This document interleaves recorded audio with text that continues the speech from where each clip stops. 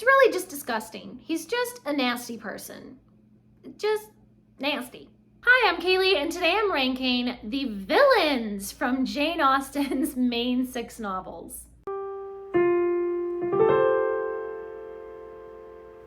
I have a list of 10 villains from Jane Austen's novels, and we're going to rank them from the least offensive villain up to the most offensive, horrible, just hate them forever villain from Jane Austen's works. Before we dive in, I'm going to reach back here to our Booktuber Shoutout book, and we're going to shout out somebody randomly. Today's shout out goes to Heather from Reading with a Vengeance. I'll leave a link down in the description to their channel so you can go over and subscribe to them.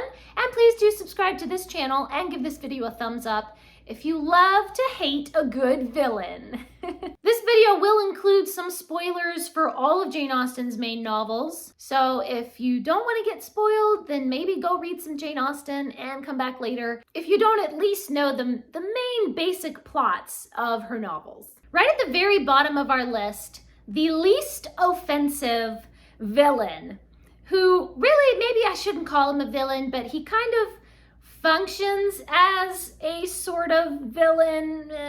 It's the Reverend William Collins from Pride and Prejudice. Mr. Collins. He's really not a villain. He's just so utterly annoying and idiotic and stupid and socially awkward and prideful and pompous and just, He's a good person, as in, like, he's not evil, but in the story, he kind of functions as a villain. He's a foil for the main characters. He represents antagonism, sort of, towards Elizabeth because she don't want him around. There's a saying that extreme incompetence is indistinguishable from malice. And I feel like that's definitely true with Mr. Collins. He's just so incompetent and dumb that the results of many of his actions are as if he had done it maliciously, even though he didn't do it maliciously. He might as well have. So many things that he says are so offensive, but he's trying to be nice, but he's so socially awkward and so unimaginative that he can't even imagine how the words that he's saying are causing offense. So yeah, he's the least offensive, but still somehow manages to offend everyone. Number 9, another Reverend, the Reverend Philip Elton from Emma. That Mr. Elton, I tell you. Again, he's not actually evil. I mean, he's a reverend, so he has some sense of right and wrong. But he's really selfish and he's very self-absorbed. And again, he functions in the story as a villain to our main character. What can I say? Mr. Elton is just incredibly annoying. I just hate his guts. Number 8, we have kind of a side character, Robert Ferrars from Sense and Sensibility. Robert Ferrars is just a slime ball, okay? He doesn't care one whit about his brother. He does not offer to help his brother, Edward, when Edward is penniless, and he has no problem stealing away his, that was an unintended pun, stealing away his brother's fiance, Lucy Steele. He's just a jerk, okay? He's just a selfish jerk. Number 8 is Sir Walter Elliot in Persuasion. This is Anne Elliot's father, and he just does not treat her very well. He's really selfish and self-absorbed and he's very prideful. He's a snob. He's just a complete snob. The reason that he's so high on this list is that he's just so mean and inconsiderate to Anne. He's just not a nice person.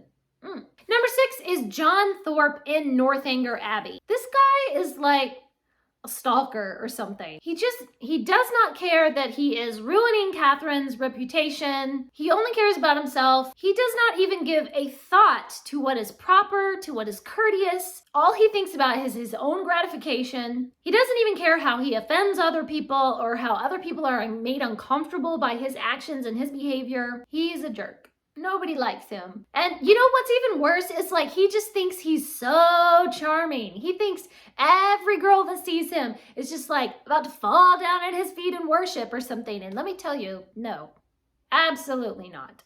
Number 5 is Henry Crawford from Mansfield Park. This is another guy who thinks he is just God's gift to women. He is a lying liar, and he's dishonest. He has low moral fiber. He's really just, he's two-faced, you know? I hate people like that. He pretends, in polite society, he pretends to be, you know, honorable and everything, and then in reality, he's just not. He tries to fool Fanny, he tries to fool everybody. Meanwhile, he's plotting with his sister about how they can rope people into their intrigues. He has no problem lying to everybody and committing adultery and all sorts of immoral things. Now we're really starting to get up where people are actually evil. And Henry Crawford is evil. There's a lot of speculation about whether or not if Fanny had accepted him, then maybe he would have reformed. Maybe he was sincere in his love for Fanny. I don't think he ever was. I think he's a stupid idiot who doesn't know his own mind, and he's actually lied to people for so long that he started lying to himself too. I don't believe that he ever could have had a redemption arc. I think he was just a baddie through and through. Number 4 is John Dashwood from Sense and Sensibility. This is the half-brother to the Dashwood sisters, and their father on his deathbed asks John Dashwood to care for his stepmother and his half-sisters and make sure that they're provided for, which he does not do. He allows himself to be influenced by his selfish wife, and he does not fulfill his family obligations. He just has a weak personality, and that in itself is pretty despicable. But to not fulfill your family obligations that your father laid on you on his deathbed, that is just disgusting, okay? I think what makes me really despise John Dashwood even more is the way that he and his wife kind of rationalize their selfishness. They make all these excuses for themselves so that they can build themselves up with like this self-righteousness where they think, I'm still a good person, when actually you're evil. You're an evil, horrible person. That kind of hypocrisy just makes me so mad. Now we get up to the top 3 baddest baddie villains in all of Jane Austen. Number 3 is William Elliot from Persuasion. This is the Elliot family's distant cousin who is going to inherit when Sir Walter Elliot dies. He has a sordid past, which he lies about, and he lies to Anne, and he lies to everybody. He's a lying liar. He's dishonest. He completely misrepresents himself. He's really greedy. The only reason he wants to cultivate the Elliots' acquaintance and their society is just for what he can get from it. He has all these schemes and machinations behind the scenes where he's trying to manipulate everyone. It's really just disgusting. He's just a nasty person. Just nasty.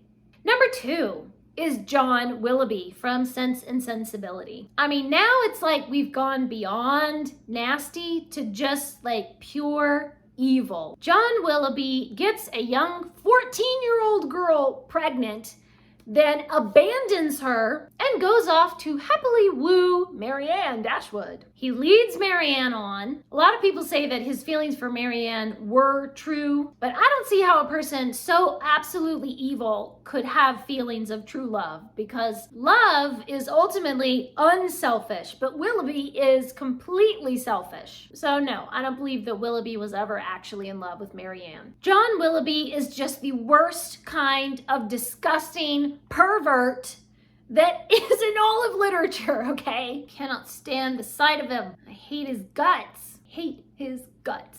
And the number 1, the worst villain in all of Jane Austen is George Wickham from Pride and Prejudice. His atrocities just keep mounting up more and more and more through the book. He has all these gambling debts. He lies to everybody. He flirts with Elizabeth and then he flirts with everybody. He's a flirt, okay? He's just a lying flirt. He seduces Georgiana Darcy, and when that plan is foiled, he betrays Fitzwilliam Darcy when they had grown up like brothers, betrays him, squanders all his money, flirts with Elizabeth, runs off with Lydia, leaving a bunch of gambling debts behind in Meryton. They live together in sin, and then he has to be bribed to marry her. I mean, just this guy, really, wow. It just boggles my mind that one person could do so many horrible, nasty things. I think the reason that I put George Wickham at the top of this list is because he just represents absolute chaos. You cannot believe a word that comes out of his mouth. You don't know what insane, horrible thing he's gonna do next. He just represents complete and utter evil chaos. And that is why he is my most hated, most horrible, most awful, most utterly offensive villain in all of Jane Austen. Please leave me a comment down below and let me know who is your most hated villain. And of course, be on the lookout for other videos where I rank Jane Austen's heroines, the heroes, the side characters, and of course, the evil ladies, the Villainesses. Thanks for watching. Please subscribe and remember, the right book in the right hands at the right time can change the world.